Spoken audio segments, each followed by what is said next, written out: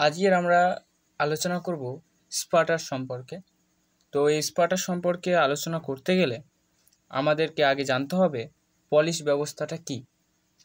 এই পলিশ ব্যবস্থার কথা অর্থ কী, চলো সেটাই জেনে নেওয়া যাক। পলিশ কথার অর্থ হলো নগর রাষ্ট্র, অর্থাৎ নগর রাষ্ট্রভিত্তিক শাসন ব্যবস্থা। এই শাসন ব্যবস্থার মধ্যে যে সমস্ত কিছু পড়ছে সেগুলি হলো রাজনৈতিক ভিত্তি, অবস্থান, নাগরিকদের ভূমিকা, নাগরিকদের স্বাধীনতা ইত্যাদি ইত্যাদি ইত্যাদি। এই পলিশ ব্যবস্থার মধ্যে কিছু বিখ্যাত পলিশ ছিল, সেগুলি হলো এথেন্স, স্পার্টা, করিন্থু, থিবস, এই সমস্ত কিছু ছিল।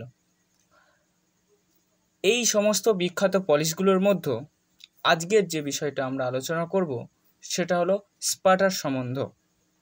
তো চলো আগানো যাক।